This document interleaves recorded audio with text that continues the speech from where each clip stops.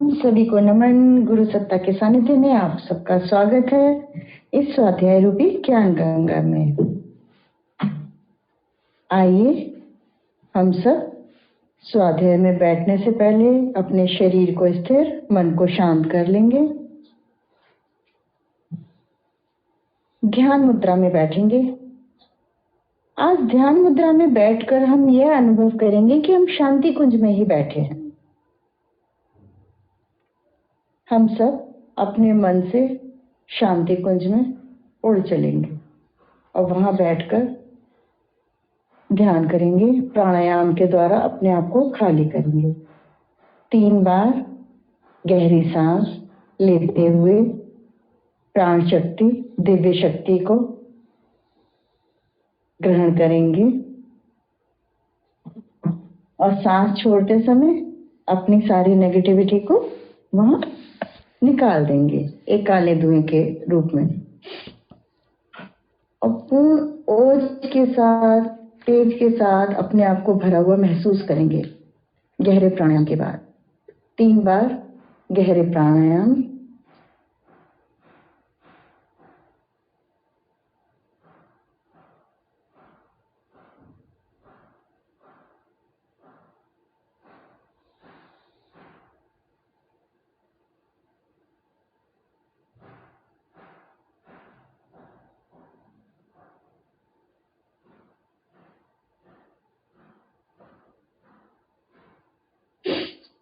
शांति कुंज में बैठे हुए अभी हम गुरुदेव माता जी के समाधि स्थल पर नमन करेंगे। भाव के साथ थोड़े से पुष्प अर्पित करेंगे।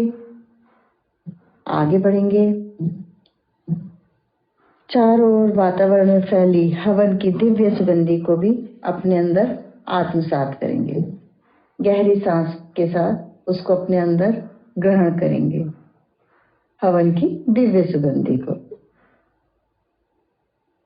आगे बढ़कर अपनी भी भाव के साथ आहुतियां देते, अर्पित करते चलेंगे।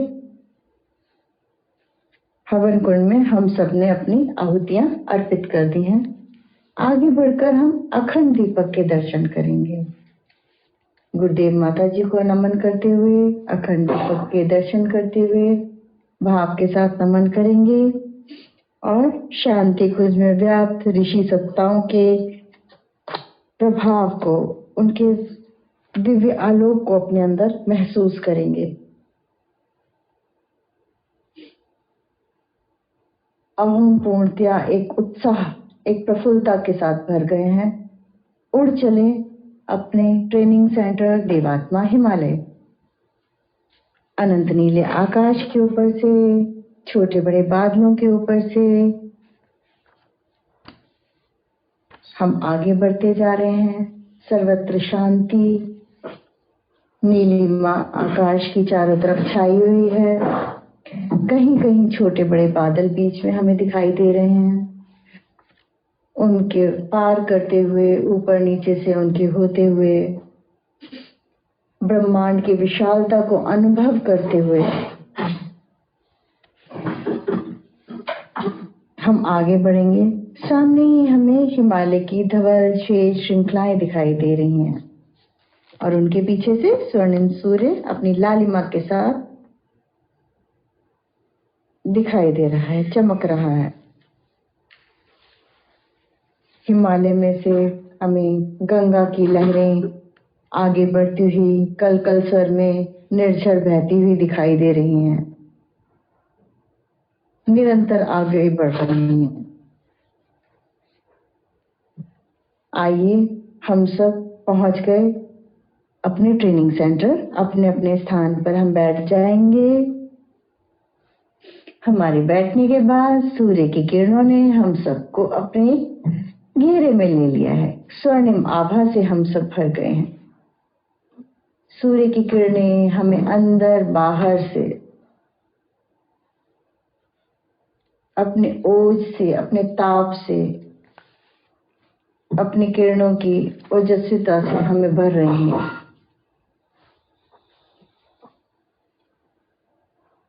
हम अंदर बाहर से प्रकाश ही प्रकाश महसूस करेंगे, अंदर भी बाहर भी। प्रकाश हमारे धीमे धीमे पूरे शरीर में फैल रहा है। हमारा शरीर निर्मल, मन निर्मल, स्वस्थ, शांत,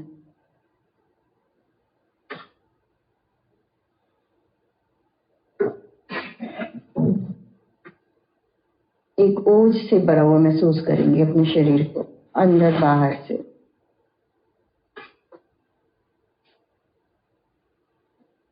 हम बहुत हल्के हो गए हैं, बहुत शांत हो गए हैं।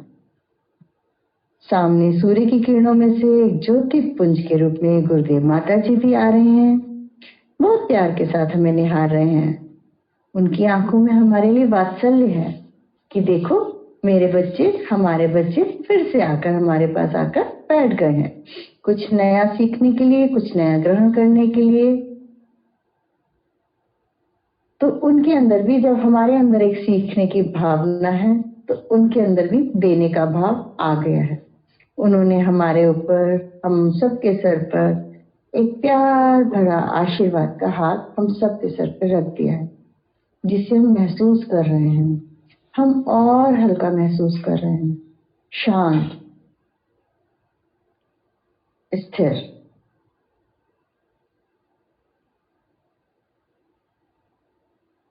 अब हम अपने हाथ में पुष्प ले लेंगे, लाल, पीले, सफेद, जिस भी रंग के आपको पसंद है, और बहुत भाव के साथ गुरुदेव माता जी का आवाहन करेंगे।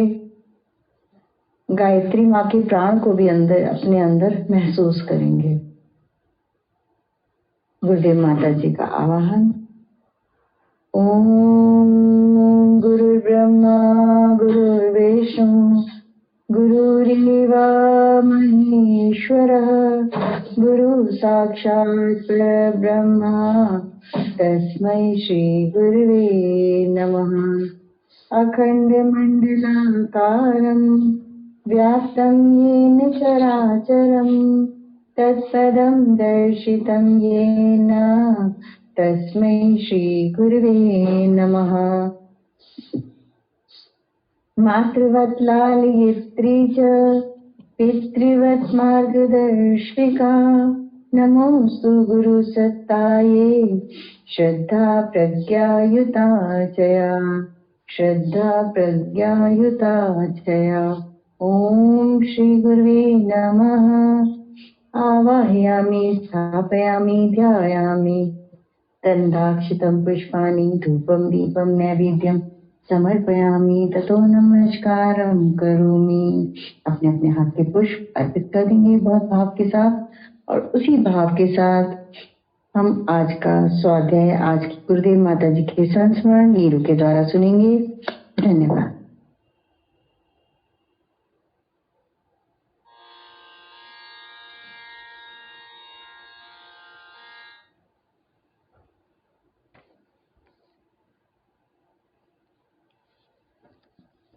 प्रणाम, जय गुरुदेव सभी को।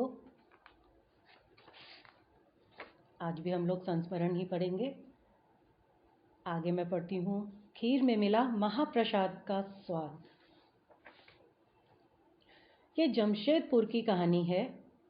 सन 1969 में वर्मा माइंस में एक महायज्ञ का आयोजन किया गया था। निर्धारित तिथि को पूज्य गुरुदेव का आगमन हुआ। उन्हें टाटा कंपनी के भव्य गेस्ट हाउस में ठहराया गया था। रात्रि विश्राम से पहले पूज्य गुरुदेव ने वॉचमैन से कहा, मथुरा से एक पंडित जी रात के 1:30 बजे आने वाले हैं। उनका नाम लीलापत है। उनको मेरे पास ही ठहरा देना। उस वॉचमैन की ड्यूटी बदल गई थी और वो साथी वॉचमैन को लीलापत जी के बारे में बताना भूल गया था। लीलापत जी पहुँचे, बोले, पूज्य गुरुदेव जहाँ हैं मुझे वहीं ठहराया जाए। वॉचमैन ने कहा, आपकी व्यवस्था कहीं और की गई है, मैं आपको वहीं लेकर चलता हूँ। पंडित जी को बात पसंद नहीं आई। उन्होंने कहा, सत्यानंद या गायत्री के घर जानते हो, मुझे वहीं ले चलो। लड़का उन्हें मेरे घर ले आया। लीलापत जी के घर आने पर हमारी तो खुशी का ठिकाना ही नहीं रहा। आनन फानन में उनके विश्राम की व्यवस्था की गई। लीलापत जी बिस्तर पर लेटे ही थे कि एक बार फिर दरवाज़ा खटखटाया गया। दरवाज़ा खोलते ही मैंने देखा सामने परम पूज्य गुरुदेव खड़े हैं, एक हाथ में लोहे की पेटी लेकर। साथ में एक लड़का सिर पर बेडिंग लिए खड़ा है। एक एक करके घर के लोग सभी दरवाजे पर आकर खड़े हो गए। हम सबकी हालत ठीक वैसी ही थी जैसी भगवान श्री कृष्ण के पहुंचने पर विदुर की हुई होगी। हमने तो सपने में भी कल्पना नहीं की थी कि पूज्य गुरुदेव के चरण हमारे घर पर पड़ेंगे। गायत्री दीदी तो इतना विभोर हो गई थी कि उनकी आंखों से आंसू निकल पड़े। उन्होंने कहा, हमारे घर का तो कोना कोना अपवित्र है गुरुदेव, आप यहाँ कैसे आ गए? दीदी की बात सुनकर गुरुदेव मुस्कुराते हुए अंदर आए। एक एक कर हर कमरे में जाकर बैठे और बोलते गए, लो तुम्हारा घर पवित्र हो गया। सुबह होते होते श्री रमेश चंद्र शुक्ला तथा श्री हेमानंद जी भी पूरे कुनबे के साथ आ गए। घर पर उत्सव जैसा माहौल बन गया। सबके लिए खीर बनाकर परोसी गई। पहले गुरुदेव ने चखा, फिर शुक्ला जी ने चखते ही अजीब सा मुंह बनाया। हम शंकित हुए। अचानक दीदी को याद आया कि डालडा के उस डिब्बे में नमक रखा था और उन्होंने अति उत्साह में खीर में चीनी की जगह नमक डाल दिया।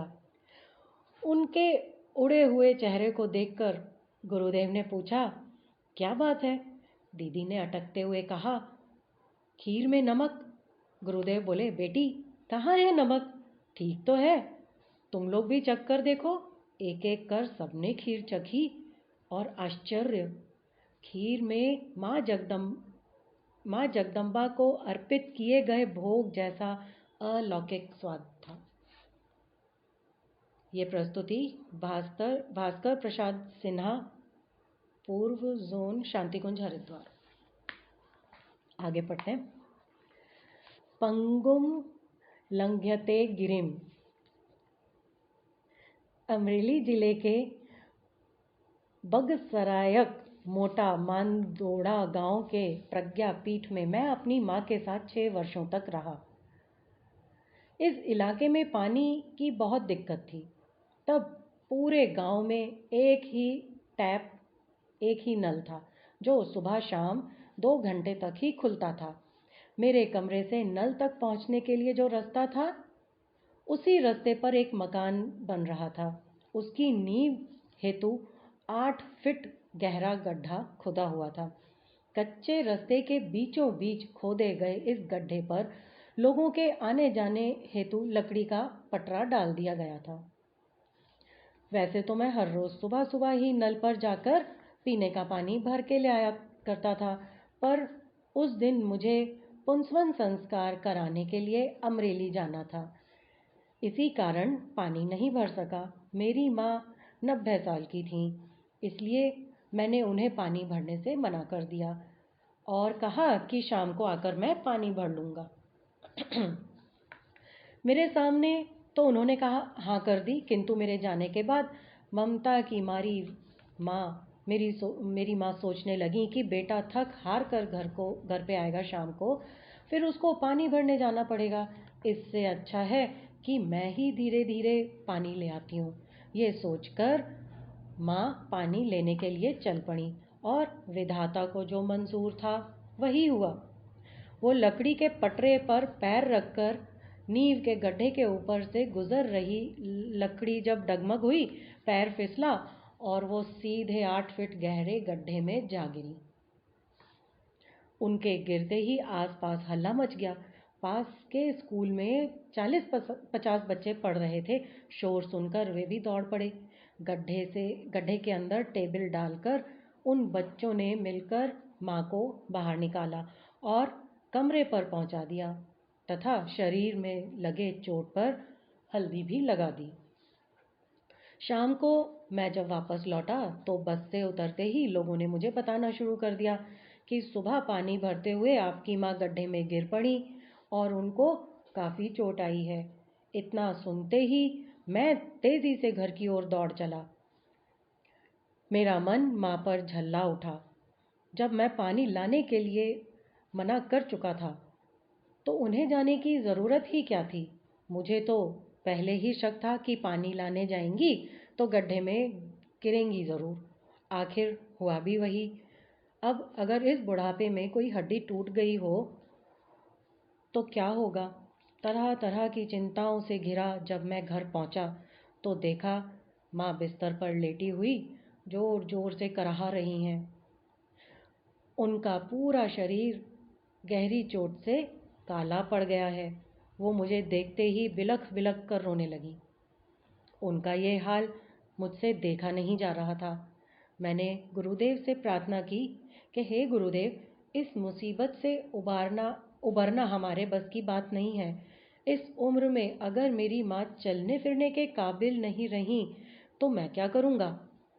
अब तो आप ही हमें इस मुसीबत से उबार सकते हैं, इस मुसीबत से हमें निकाल सकते हैं। चिंताओं में डूबा हुआ मैं बाहर निकला और गांव के वैद्य को साथ लेकर वापस आया। माँ की हालत देखकर वे सशंकित भाव से सिर हिलाने लगे। उस समय माँ की स्थिति इतनी नाजुक थी कि वो अपने हाथ पैर की उंगली तक भी नहीं चला पाती थी।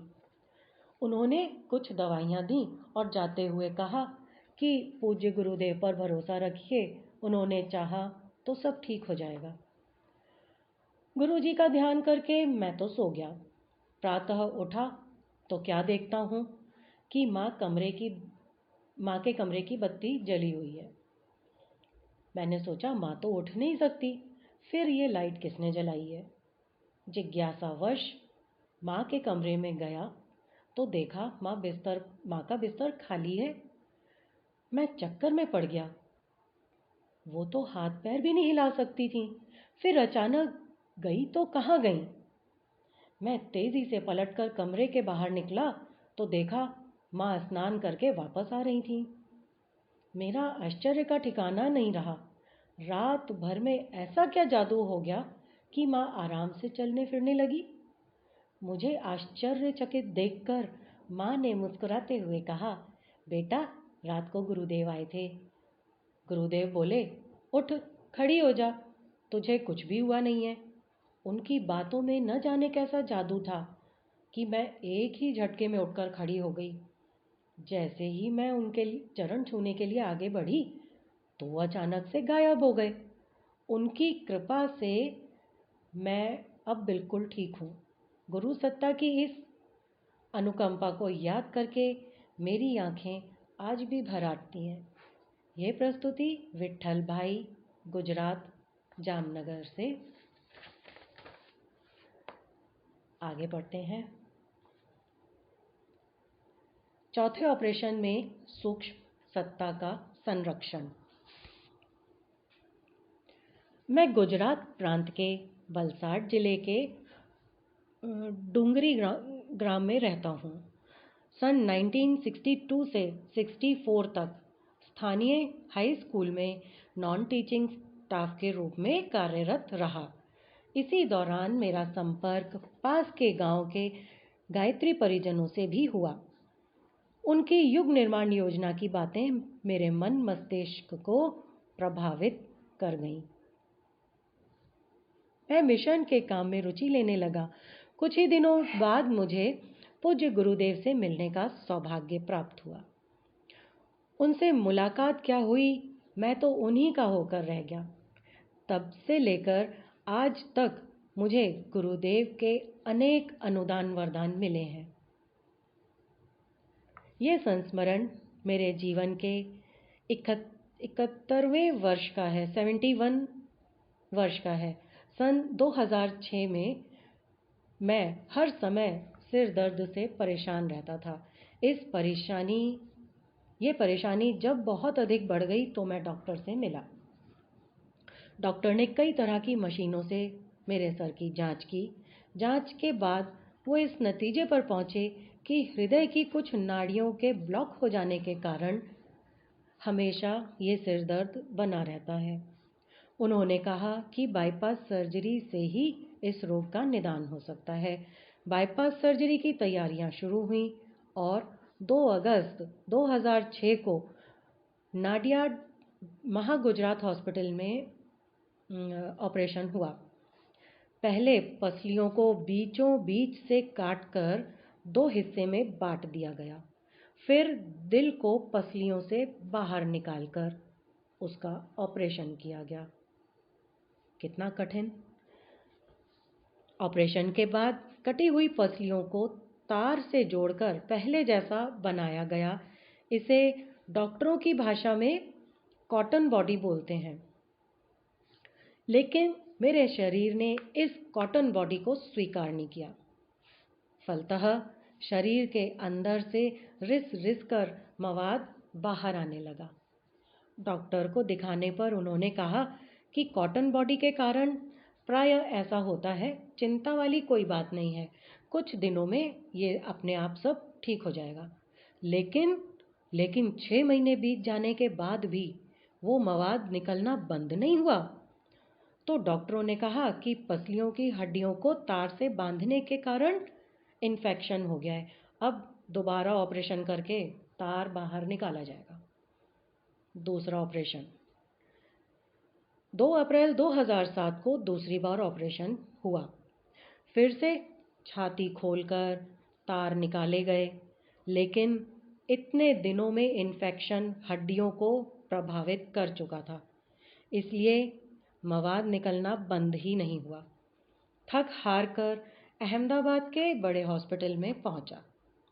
वहां के डॉक्टरों ने 20 जून को तीसरे ऑपरेशन के लिए बुलाया, लेकिन वो ऑपरेशन भी असफल रहा। सीनियर डॉक्टर ने मेरे बेटे को बताया कि मेरी मौत अब किसी भी क्षण हो सकती है। फिर भी अंतिम प्रयास के रूप में एक और ऑपरेशन किया जाना चाहिए। निराश होकर मैंने सीनियर डॉक्टर से कहा कि आप लोग अपना काम कीजिए और मैं अपना काम करूंगा। एक जूनियर डॉक्टर ने जिज्ञासावश पूछा कि आप क्या करेंगे? मैंने कहा, मैं गुरुदेव का स्मरण करूंगा और उन्होंने जो मंत्र दिया है उसके जप की संख्या बढ़ा दूंगा। अब मैं आध्यात्म की ताकत को आजमाऊंगा। और मैंने वैसा ही किया। सुबह से शाम तक गायत्री मंत्र का जप और रात में सोते समय पूज्य गुरुदेव का ध्यान, ये मेरा नियम बन गया। इसी प्रकार 3 सप्ताह बीत गए। चौथे सप्ताह में चौथे ऑपरेशन की तारीख तय हुई। तारीख थी 18 जुलाई। सारी तैयारियां हो चुकी थीं। मुझे ऑपरेशन थिएटर लेकर जाया गया।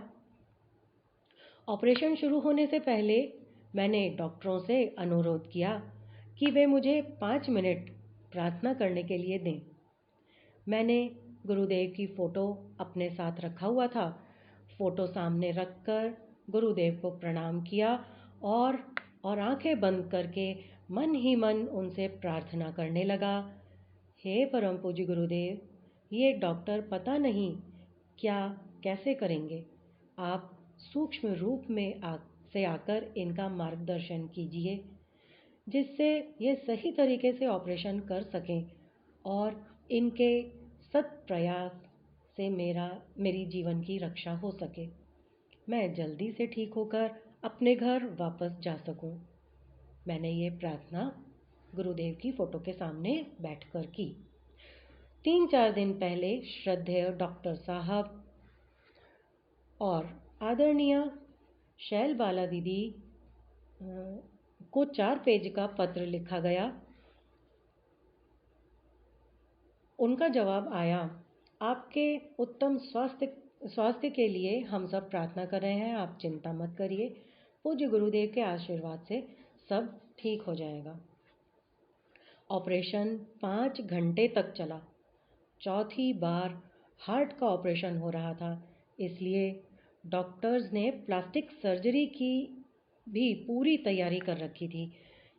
टीम में प्लास्टिक सर्जरी के 2 विशेषज्ञ डॉक्टर भी खड़े हुए थे, लेकिन गुरुदेव की कृपा से प्लास्टिक सर्जरी करने की नौबत नहीं आई। अगली सुबह जब बड़े डॉक्टर्स मुझे देखने आए तो उन्होंने कहा, आपका ऑपरेशन बहुत ही अच्छा हुआ है। सच तो ये है कि केस हिस्ट्री और आपकी हालत देखकर मैं अंदर से बड़ा घबराया हुआ था, लेकिन लगता है कि ऑपरेशन से पूर्व आपके द्वारा की गई प्रार्थना आपके इष्ट देव ने सुन ली। ऑपरेशन के दौरान मुझे लगा, क्या लगा होगा? डॉक्टर साहब बता रहे हैं कि ऑपरेशन के दौरान मुझे लगा कि कोई बाहरी शक्ति कदम कदम पर मेरा मार्गदर्शन कर रही है और मेरी हिम्मत बढ़ा रही है। इतने बड़े ऑपरेशन के बाद इतनी तेज़ी से रिकवरी हुई कि 15 दिनों के बाद ही मुझे हॉस्पिटल से छुट्टी मिल गई और मैं पूरी तरह से ठीक होकर खुशी खुशी अपने घर लौट आया। तब से लेकर आज तक गुरु कृपा से मेरा स्वास्थ्य आस पड़ोस के लोगों के लिए भी एक उदाहरण बना हुआ है। ये प्रस्तुति दौलत भाई जीवनजी देसाई, बलसाड, गुजरात।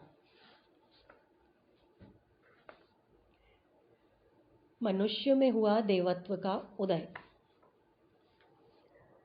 भरतपुर राजस्थान गांव के निवासी हैं श्री रामलाल जी वर्मा। बहुत ही साधारण परिवार में पैदा हुए श्री वर्मा जीवन के संघर्षों का सामना करते हुए पढ़ लिखकर राज्य सरकार के चिकित्सा विभाग में प्रशासनिक अधिकारी के पद पर पहुंचे। धीरे धीरे परिवार की श्री संपन्नता बढ़ने लगी। वर्मा जी के छोटे भाई हैं जो गांव में किसानी करते हैं, वो किसान हैं। उनकी छोटी सी खेती पर निर्भर रहने के कारण उनकी आर्थिक स्थिति दयनीय थी।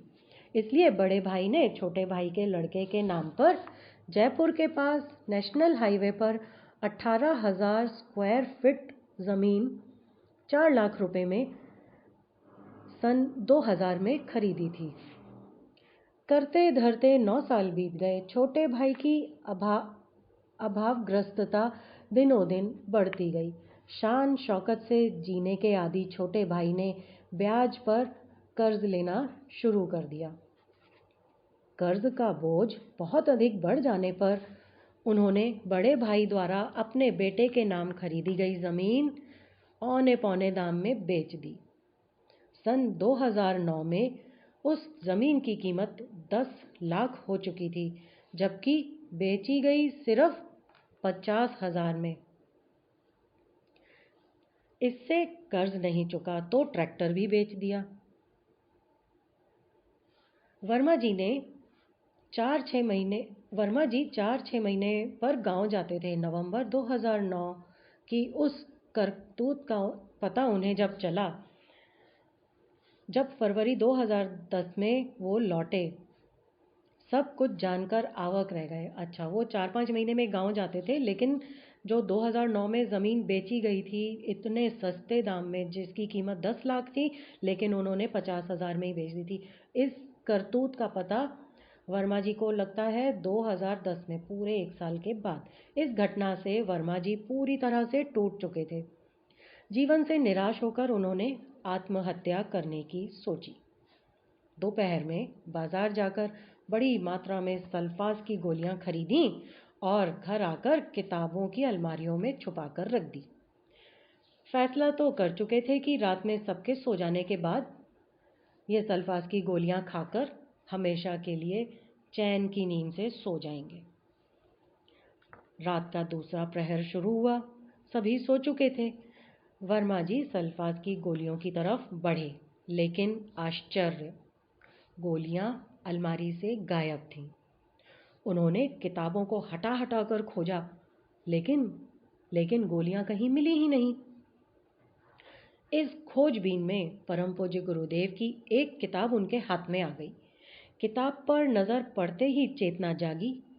उन्होंने पलटते ही जो पृष्ठ खोला उस पर लिखा था कि जो व्यक्ति युग निर्माण मिशन से जुड़ा है उसके घर में कभी आग नहीं लग सकती, उसे कभी सांप नहीं काट सकता और वो कभी जहर खाकर मर भी नहीं सकता। पूज्य गुरुदेव की ये पंक्तियां पढ़ते पढ़ते वर्मा जी का चेहरा आंसुओं से तर हो गया था। वे देर रात तक हिचक हिचक कर रोते रहे। आत्महत्या करने का उनका निर्णय अब बदल चुका था। अगले दिन तनाव में ही बीते। कीमती जमीन का हाथ से जाना, सगे भाई द्वारा किया गया विश्वासघात, ये सभी बातें उन्हें दिन रात बेचैन करती रहती थीं। आखिरकार एक दिन वे शांति कुंज के लिए निकल पड़े। अब शांति कुंज पहुंचकर उन्होंने निर्धारित कक्ष में अपना सामान रखा और नहा धोकर अखंड दीप दर्शन के लिए निकल पड़े और समाधि स्थल पर आ गए। अभी उन्होंने समाधि की परिक्रमा शुरू ही की थी कि पीछे से आवाज आई, तू तो बड़ा है बेटा, उसको माफ कर दे। मैंने तुझे यहाँ इसलिए बुलाया है कि तू पीछे का सब कुछ भूलकर मेरा काम कर। करेगा ना बेटा? वर्मा जी ने पलटकर देखा। सामने परम पूज्य गुरुदेव सफेद धोती कुर्ता पहने हुए मुस्कुरा रहे थे। वे लपक कर गुरुदेव की तरफ बढ़े। अभी 2 कदम ही आगे बढ़े थे कि परम पूज्य गुरुदेव अंतर्ध्यान हो गए। वर्मा जी आनंदारितेक में डूबे समाधि के आगे आकर बैठ गए। आंखों से अश्रुधारा बही जा रही थी। मन का सारा मैल धुलता जा रहा था। जिस छोटे भाई को वो दिन रात कोसते रहे, उसी के कल्याण की प्रार्थना उन्होंने समाधि स्थल पर बैठकर की। यही तो है विचार परिवर्तन। इसे ही तो कहते हैं मनुष्य में देवत्व का उदय। ऐसे ही होता है धरती पर स्वर्ग का अवतरण। ये प्रस्तुति मनीष, शांति कुंज हरिद्वार। अनजान रास्ते में मिले आत्मीय बंधु।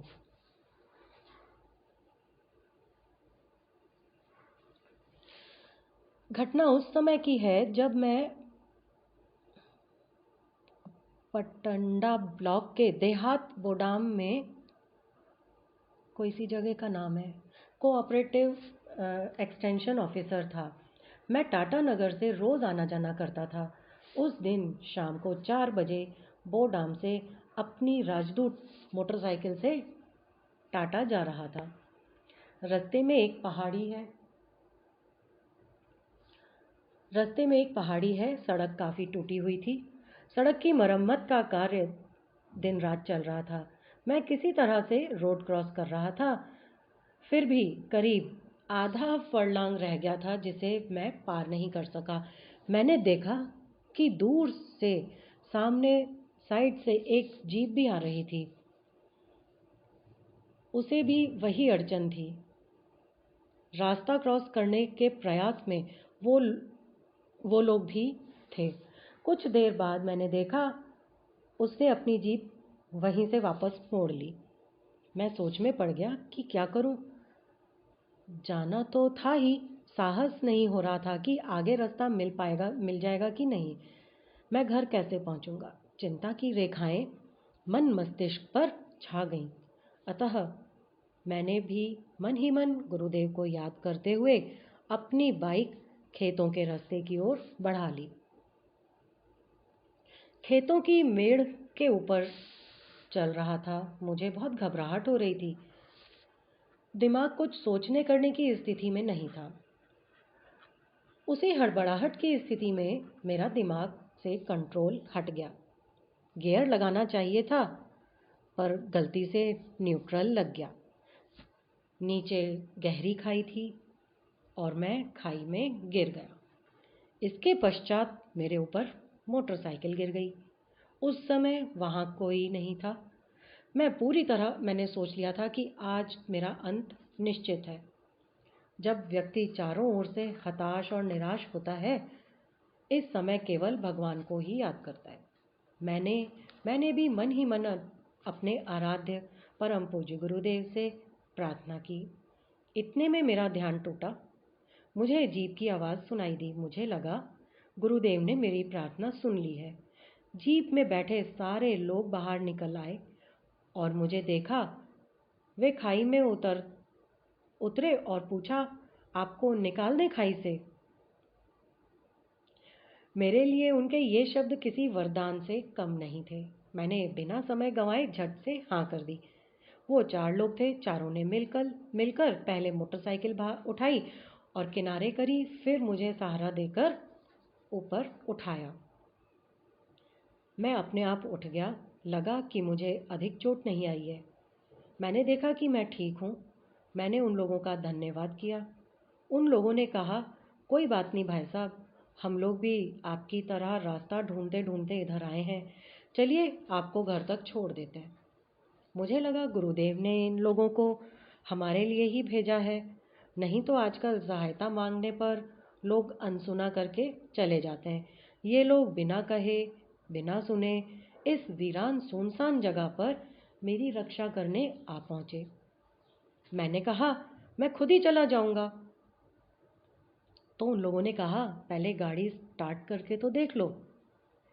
मुझे भी लगा शायद ये लोग सही कह रहे हैं। मैंने अपनी गाड़ी स्टार्ट किया तो वो स्टार्ट हो गई। उन लोगों ने फिर कहा कि भाई साहब, आपको चोट लगी है, जीप में चलिए। मैंने धन्यवाद करते हुए स्वयं चले जाने की बात कही। उसके बावजूद उन लोगों ने कहा, अच्छा आप बाइक से चलिए और हम आपके पीछे पीछे आते हैं। इस प्रकार उन लोगों ने मुझे समीप के एक गांव तक पहुंचा दिया।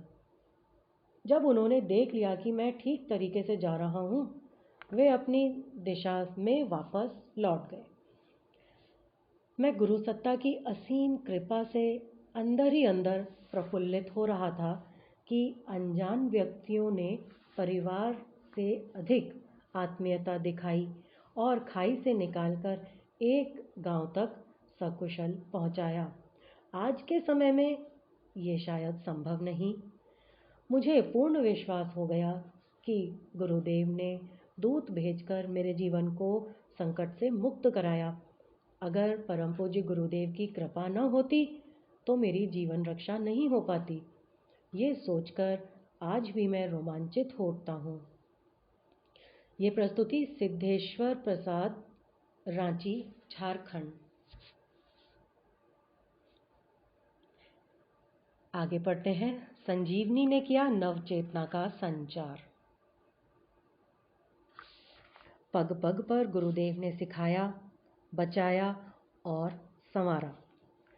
गुरु की चमत्कारिक कृपा को जीवन के क्षण क्षण में अनुभव किया है। ऐसा प्रतीत हो रहा है कि गुरु तत्व की अदृश्य चैतन्य शक्ति सतत मार्गदर्शन, संरक्षण, मंगलमय जीवन, हर प्रगति और हर कर्म के कुशल क्षेम का वचन निभाती रही है।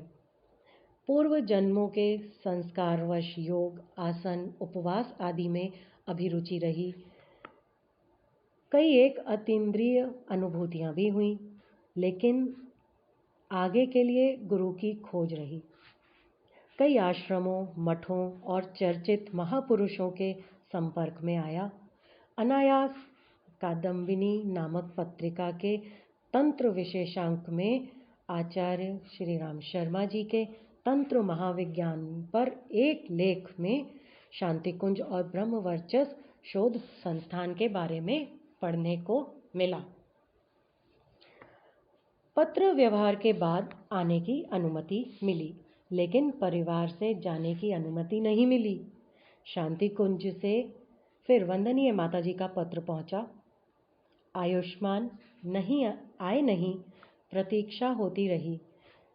ये राष्ट्रीय एकता और अखंडता के लिए यज्ञ के राष्ट्रव्यापी अभियान का वर्ष था। दूसरी बार अकेले ही जमालपुर से हरिद्वार बगैर रिजर्वेशन के रेल यात्रा से मैं पहुंचा।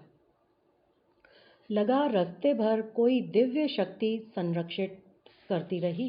पहुंचने पर शांति कुंज का वातावरण अपूर्व, मनोरम और अलौकिक प्रतीत हुआ। परम वंदनीय माताजी से भेंट हुई और परामर्श का अवसर मिला। हालांकि प्रवचनों में गायत्री और यज्ञ की महिमा को सुना, लेकिन वैज्ञानिक तर्क के स्तर पर सहमत नहीं हो पा रहा था मैं, क्योंकि ऐसी महिमाएं पहले भी सुनता रहा था, किसी प्रकार का अनुभव हुआ नहीं था। कई असमंजस के कारण जब ट्रेन से लौट रहा था, सोए रहने की वजह से ट्रेन आगे बढ़ गई। टीटी किसी न किसी बहाने सबसे कुछ न कुछ रकम ऐंठ रहा था। उसने मुझसे भी कुछ रकम मांगी। प्रयोग के तौर पर मैंने मन ही मन गायत्री मंत्र जपना आरंभ किया। मेरे हाथ में गुरुदेव की लिखी कोई पुस्तक थी। टीटी ने पुस्तक मेरे हाथ से लेकर पूछा, कहाँ से आ रहे हैं? मैंने कहा, शांति कुंज हरिद्वार से। टीटी ने कहा, हाँ, मेरे एक चाचा जी भी यहाँ से जुड़े हुए हैं। मेरी श्रद्धा है इस संस्था से।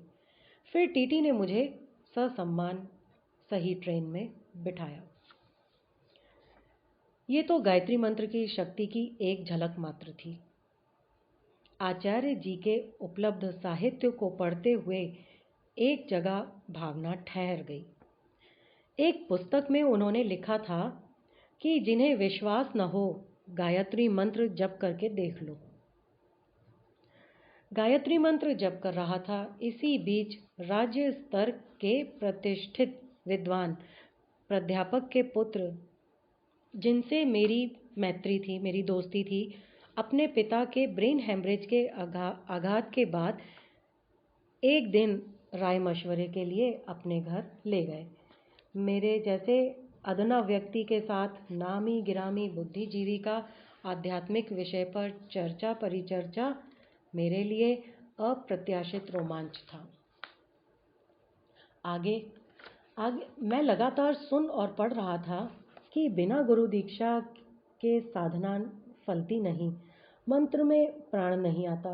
लेकिन तार्किक मन गुरु दीक्षा का अर्थ अधीनता समझ तार्किक मन गुरु दीक्षा का अर्थ अधीनता समझ रहा था। कई बार 9 दिवसीय सत्र में दीक्षा का अवसर को टालता रहा था मैं। एक बार इसी तरह टालते हुए आश्रम की कैंटीन में बैठा एक गुजराती महिला ने अनायास पूछा, आप कितनी बार शांति कुंज आ चुके हैं? मैंने कहा, 5 बार। महिला बोली, आपने दीक्षा ले ली? आपने दीक्षा ली नहीं। महिला बोली कि इतनी बार शांति कुंज आप आ चुके हैं, दीक्षा नहीं ली। ये बात जैसे मेरे दिल को छू गई। एक बार माँ और बहनों को लेकर शांति कुंज आया। माँ पहली बार में ही दीक्षित हो गई। दूसरी बार माँ के साथ शांति कुंज आया। माँ ने कहा, इस बार अवश्य ही दीक्षा ले लो। मैंने दीक्षा तो ली, लेकिन अभी भी बेशर्त समर्पण का भाव नहीं था। अभी भी बौद्धिक भूख के रूप में विभिन्न साधना ध्यान मार्ग की पद्धतियों में मैं भटक रहा था। कई बार ऐसा लगा कि स्वयं गुरुदेव ही मुझे ये सब जानने समझने की सुविधा और अवसर उपलब्ध करा रहे हैं। एक बार आंवल खेड़ा के युग संधि महापुरुषचरण की अर्ध पूर्णाहुति के अवसर पर टूंडला किसी धार्मिक सत्संग स्थल पर गया। आगरा आते हुए बस से उतरते वक्त बुरी तरह सड़क पर गिर गया। वहां के लोगों ने उठाकर सड़क के किनारे लिटाया। सामने एक बड़े पोस्टर में पूज्य गुरुदेव और वंदनीय माताजी की आशीषमय मुद्रा में बहुत बड़ी तस्वीर थी। सड़क के किनारे ही उन्होंने देखा। इस स्थिति में प्रबल आत्मविश्वास से भरी प्रार्थना के साथ इन्हें संरक्षक के रूप में स्वीकारा। अद्भुत! वहाँ के बड़े परोपकारी लोग चैरिटेबल हॉस्पिटल लेकर के गए। वहाँ अस्थि रोग विशेषज्ञ चिकित्सकों ने पूरा ख्याल रखा। वहां सज्जनों ने बड़ी सद्भावपूर्ण भावना से कंधे पर बिठाकर ट्रेन आदि के सहारे घर मुझे पहुंचाया। गायत्री परिवार के लोगों की सामूहिक प्रार्थना के बलबूते मैं पूरी तरह से ठीक हुआ। कुछ लोग मिशन के कार्य से बुलाने आते, टाल मटोल कर देता। एक दिन आधी रात को माँ को गंभीर रूप से बीमार होने के कारण हॉस्पिटल में भर्ती कराना पड़ा। मतलब गुरु दीक्षा भी ले चुके हैं, लेकिन उनका मन पूरी तरह से जुड़ा नहीं है, किसी किसी उधेड़-बुन में लगा रहता था। तो एक दिन आधी रात को माँ को गंभीर रूप से बीमार होने के कारण हॉस्पिटल में भर्ती कराना पड़ा। ऑक्सीजन सिलेंडर लगाना पड़ा। मुझे ये गुरु कार्य की अवहेलना का दंड लगा। उनको लगा मैं गुरु कार्य नहीं करता हूँ, ये उसका दंड है।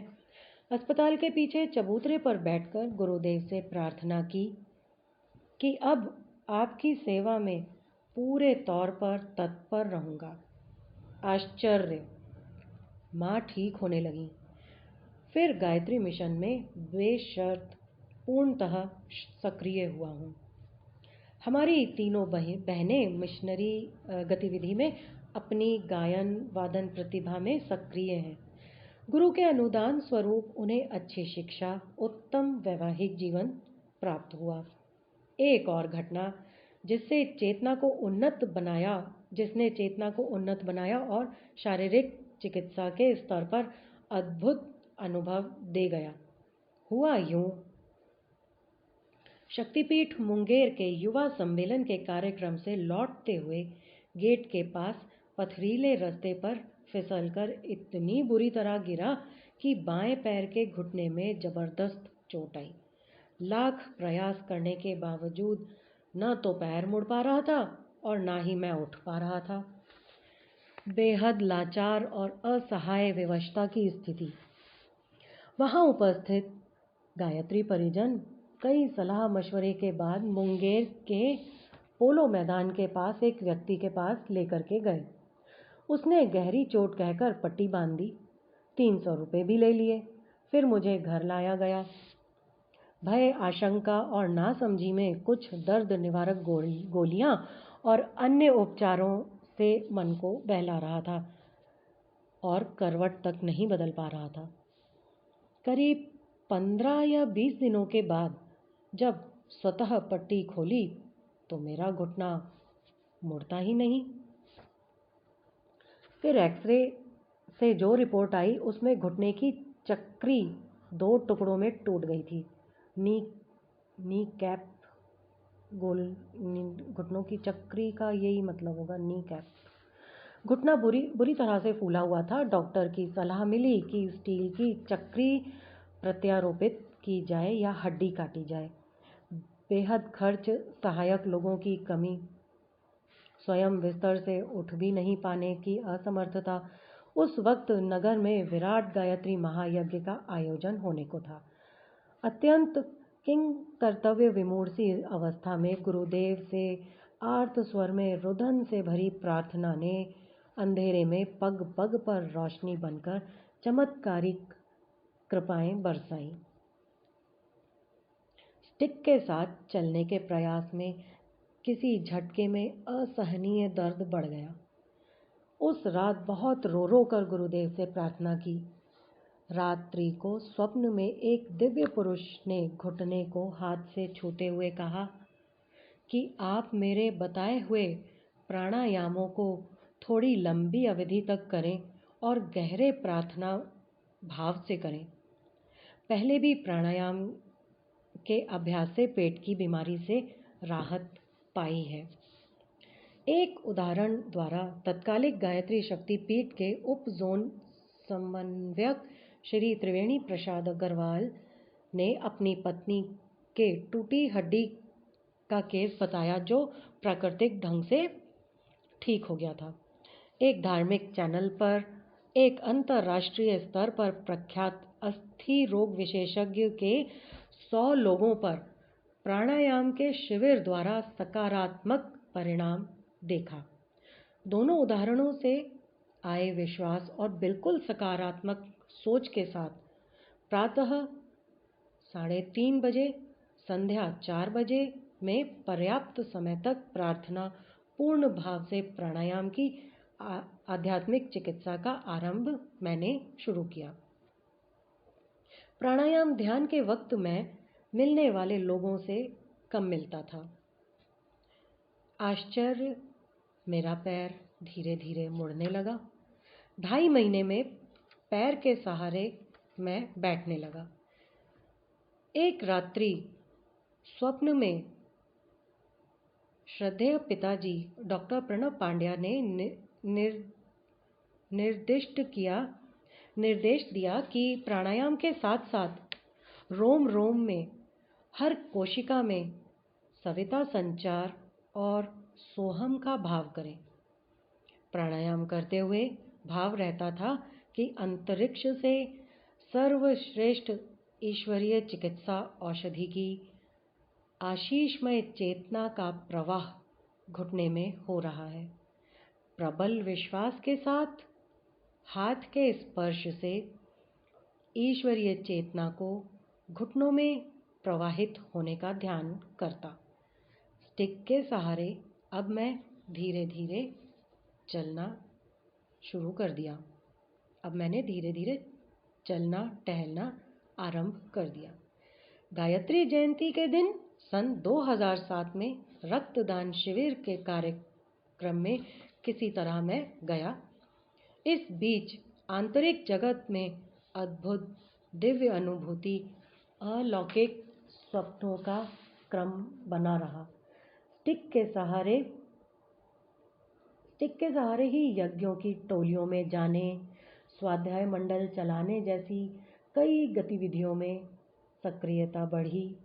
पहले तो स्थिति इतनी बुरी थी कि व्हीलचेयर और बैसाखी के सहारे चलने की अवसादजन्य सोच थी, लेकिन प्रार्थनामय प्राणायाम से टूटी हुई हड्डी जोड़ने की अद्भुत चिकित्सा हुई। मिशन के लिए महत्वपूर्ण दायित्व निभाने के अवसर मिले। एकांत की साधना से संचित प्रारब्ध कटे। शांति, दिव्यता की अलौकिक अनुभूति और परम पूज्य गुरुदेव के आशीषमय कृपाओं के प्रति अंतरतम से चिर कृतज्ञ हूँ। ये प्रस्तुति मनोज मिश्र, जमालपुर, बिहार। आज यहीं तक पढ़ेंगे। सारिका, अगर कुछ कहना चाहती हो।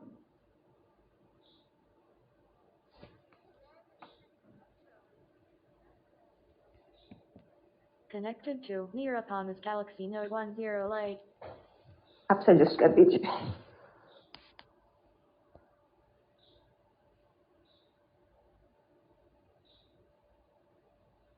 बता दीजिए शुभ्रा दीदी, आप अपना शेयर करिए, क्या एक्सपीरियंस रहा आपका? जी प्रणाम सभी को। मैं ये बताना चाहती हूँ कि हम महाकाल से जुड़े हुए नहीं थे गुरुदेव से जब मैं छोटी थी, लेकिन गुरुदेव पूरे टाइम जन्म जन्मांतर के जैसे साथी हैं। तो वो बात बिल्कुल सच है। बात तब की है जब मैं 12th या ऐसी छोटी थी, मतलब कॉलेज में थी, शायद फर्स्ट ईयर सेकेंड ईयर में। और मैं कॉलेज से, मेरी मम्मी 16 सोमवार की पूजा किया करती थी। वो बहुत शिव भक्त हैं, तो वो निर्जल रह के दिन भर शाम को 4 साढ़े 4 बजे पूजा करती थी और एक बेलपत्री का टुकड़ा खा के पानी पी लिया करती थी। और पूरे दिन मतलब वो उपवास रहती थी, घर का काम करती थी और फिर शंकर जी मिट्टी के बनाती थी। और मुझे बहुत अच्छा लगता था उनके साथ ये पूजा देखना और उनके साथ बैठना। और वो जब भी पूजा करती मैं सब करती थी। मैं बेलपत्री पे राम राम लिख के देती थी उनको, वो चढ़ाती थी। तो इस तरह से हमारी ऐसी घर में वो पूजा होती थी। एक दिन क्या हुआ, मैं कॉलेज से आई और मम्मी मेरी नहाती थी उसी के पहले, पूजा के पहले, शाम को 4 साढ़े 4 बजे। मैं आकर कॉलेज से लेटी सोफा पे। हमारे पहले घरों में बरामदे हुआ करते थे, तो बरामदा था हमारे घर में जिसमें सब सारे वो बैठक और मीटर वीटर सब होते थे पहले घरों में, और फिर कमरे ऐसे। तो मेरी मम्मी नहाने के लिए गई और वो नहाने गई और गीजर में कुछ करंट या क्या हुआ, कुछ मिसकनेक्शन जो भी हुआ होगा, और उन्होंने नल खोला और वो लटक गई उसके ऊपर, मतलब उनके पूरे शरीर में करंट जा चुका था। और वो जोर से चिल्लाई, मतलब इतनी जोर से चिल्लाई कि आजू बाजू जो पहले तो कॉलोनीज होती थी तो आसपास सब जान पहचान रहती थी, तो सब लोगों को लगा कि ये बगारे आंटी क्यों इतनी जोर से चिल्लाई। तो वो सब लोग भी सोचने लगे, भागने लगे, आने लगे। गुरुदेव ने अब मुझे लगता है कि वो गुरुदेव ने शायद, उन्होंने मेरी क्या सद्बुद्धि करी। मैं गई, किसी ने कुछ नहीं बोला मुझे, मेरी बहन भी वहीं बैठी थी, उसकी बड़ी बहन, उसकी भी अक्ल नहीं चली। मैं गई, जाके मैंने वो मीटर के कवर किए हुए थे मीटर दोनों हमारे घर के, पावर का और नॉर्मल इलेक्ट्रिक, मैंने दोनों खट खट नीचे कर दिए, वो दोनों को उठा के उनके स्विच डाउन कर दिए। और जैसे ही मैंने स्विच डाउन करे, वो लटकी हुई झूले जैसे ही लटक गई थी, पूरी दुबली पतली है मेरी मम्मी, तो लटकी हुई थी गीजर पे, वो धाड़ से नीचे गिरी बाथरूम में। और वो नीचे गिरी और पूरी तरह उनके, मतलब उन्होंने उस दिन कह दिया था कि, मतलब मुझे लग रहा था कि अब मैं चली जाऊंगी, दरवाजा तो बंद था अंदर से, और वो धड़ाम से नीचे गिरी। और मतलब फिर वो उन्होंने धीरे से थोड़ा संभल के कपड़े वपड़े पहन के दरवाजा खोला और फिर बताया कि तुझे किसने बताया ये कि ऐसा हो गया, किसी को क्या खबर लगेगी ना कि दरवाजा, मतलब अंदर क्या हुआ, क्यों चीखी वो, क्या गिर गई, फिसल गई। हमने जाकर देखा, नल पूरा टेढ़ा, गीजर तो चल ही गया था, मम्मी मतलब उस पर लटकी हुई थी, तो वो नल, मतलब अभी भी सोचती हूँ तो रोंगटे खड़े हो जाते। उसके बाद उनको थोड़ा हमने काम डाउन किया और फिर डॉक्टर के यहाँ लेके गए, बोले कुछ नहीं, पूरी ड्राई हो गई वो, उनके बाल वाल एकदम जैसे दिखाते हैं ना, पूरे सूखे एकदम, लेकिन वो बच गई। और वो मुझे आज लगता है कि हमारे जन्म जन्मांतर के गुरु, पता नहीं मुझे, हमें और घर में कोई ऐसी बिजली की प्रॉब्लम नहीं थी, किसी तरह का कोई परेशानी नहीं थी, पर कैसे मेरी बुद्धि चली, सब लोग यही कहने लगे कि, फिर मेरी मम्मी अभी भी कहती कि मैंने तुझे जन्म दिया पर तूने मुझे पुनर्जन्म दे दिया है, कि इस तरह से। तो मुझे लगता है कि गुरुदेव हमें कहीं ना कहीं, हम नहीं जुड़े हुए थे, मैं तो शादी के बाद गायत्री परिवार से जुड़ी हूँ, लेकिन तब भी महाकाल थे हमारे साथ ना। तो मुझे यही लगता है कि हम नहीं जानते हैं गुरुदेव हमारे कितने जन्मों से हमारे साथ थे और हमारी हर समय रक्षा करते हैं। ये वाकया मैं जब भी सोचती हूँ तो मेरे गूज़बम्स आ जाते हैं। सभी को थैंक यू, प्रणाम। हाँ जी शुभ्रा जी, आपने सुनाया तो हम सभी के शायद रोंगटे से खड़े हो गए कि कैसे, बट कहते हैं ना कि आपकी आस्था हो, श्रद्धा हो, आप सरल हैं, तो कहीं ना कहीं ईश्वरीय शक्ति, गुरुदेव गुरु शक्ति आपकी मदद करती ही है। आप चाहे उनसे जुड़े हों चाहे नहीं जुड़े हों, बट कहीं ना कहीं उनको पता होता है कि ये चेतना मेरे साथ ही आगे जाएगी, तो वो उनके साथ हमेशा अपना हाथ, उनके ऊपर अपना हाथ रखते हैं, अपने साथ आगे बढ़ाते हैं। बहुत सुंदर, अनिरुद्ध ने बहुत सुंदर, अद्वितीय, अकल्पनीय से संस्मरण सुनाए। अजीब, बहुत अजीब बात है। जय गुरुदेव, सच में जय गुरुदेव, जय गुरुदेव। नीरू, अब आवाहन और आहुतियों के साथ आप, आवाहन कह रही हूँ, आहुतियों के साथ आप आज का क्रम समाप्त कर सकती हैं।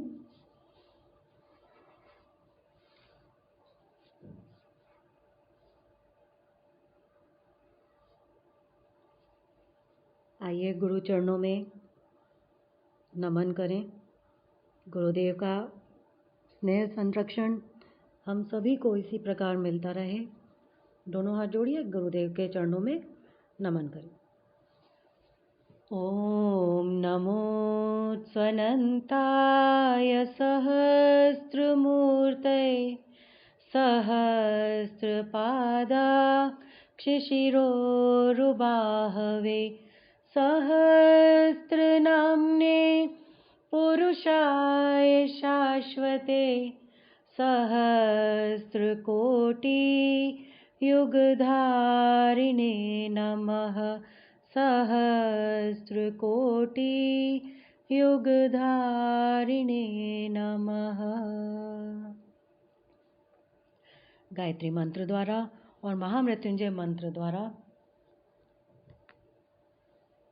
5-5 मंत्राहुति देंगे।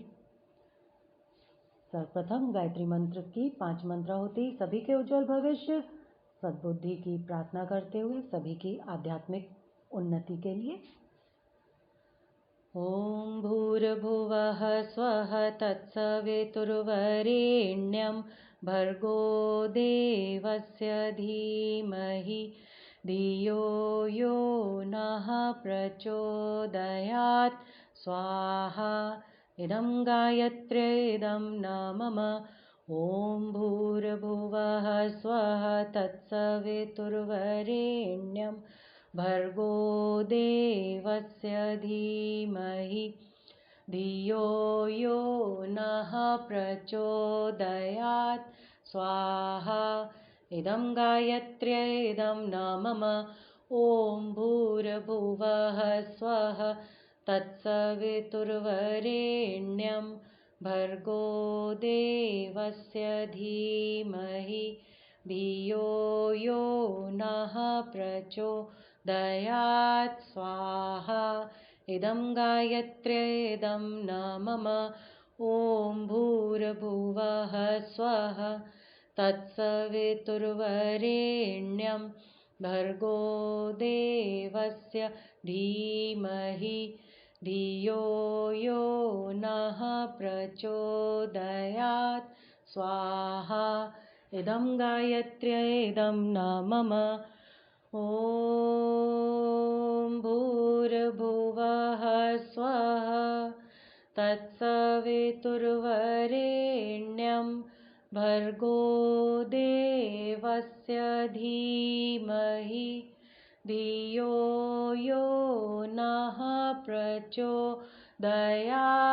स्वाहा इदं गायत्र्येदं न मम। आज किसका है? आज मनीषा का जन्मदिन है और निधि का जन्मदिन है।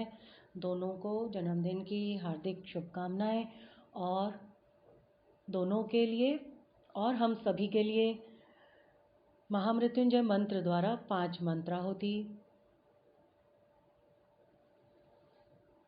ॐ त्र्यम्बकं यजामहे सुगन्धिं पुष्टिवर्धनम् उर्वारुकमिव बन्धनान् मृत्योर्मुक्षीयमामृतात् स्वाहा इदं महामृत्युञ्जयायेदं न मम ॐ त्र्यम्बकं यजामहे सुगन्धिं पुष्टिवर्धनम् उर्वारुकमिव बन्धनान् मृत्योर्मुक्षीयमामृतात् स्वाहा इदं महामृत्युञ्जयायेदं न मम ॐ त्र्यम्बकं यजामहे सुगन्धिं पुष्टिवर्धनम् उर्वारुकमिव बन्धनान् मृत्योर्मुक्षीयमामृतात् स्वाहा इदं महामृत्युञ्जयायेदं न मम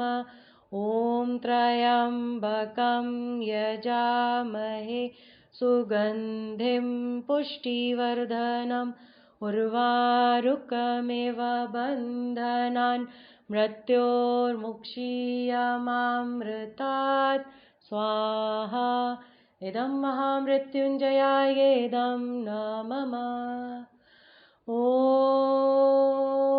त्र्यम्बकं यजामहे सुगन्धिं पुष्टिवर्धनम् उर्वारुकमिव बन्धनान् मृत्योर्मुक्षीयमामृतात् स्वाहा इदं महामृत्युञ्जयायेदं न मम।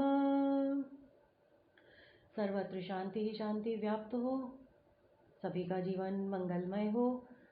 इसी भाव के साथ शांति पाठ। ओम द्यौ शांति अंतरिक्ष ग्वं शांति पृथ्वी शांतिरापः शांति औषधयः शांतिः वनस्पतयः शांतिर्विश्वे देवा शांति ब्रह्म शांतिः सर्वगं शांतिः शांतिरेव शांतिः सामा शांतिरेधि।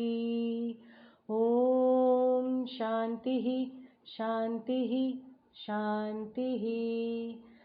सर्वारिष्ट सुशांतिर्भवतु। मनीषा और निधि को जन्मदिन की हार्दिक शुभकामनाएं। 2 लाइनें, ये वाला मुझे आता नहीं है पर मैं बोल रही हूँ। दे रहे आशीष गुरुवर वंदनीय मातेश्वरी, हर समय उल्लास पूरित हो मधुर जीवन तुम्हारा। जन्मदिन की हार्दिक शुभकामनाएं मनीषा और निधि को। अब हम लोग मिलेंगे मंडे को। धन्यवाद। जय गुरुदेव। प्रणाम सभी को। बहुत सुंदर नीरू, बहुत सुंदर।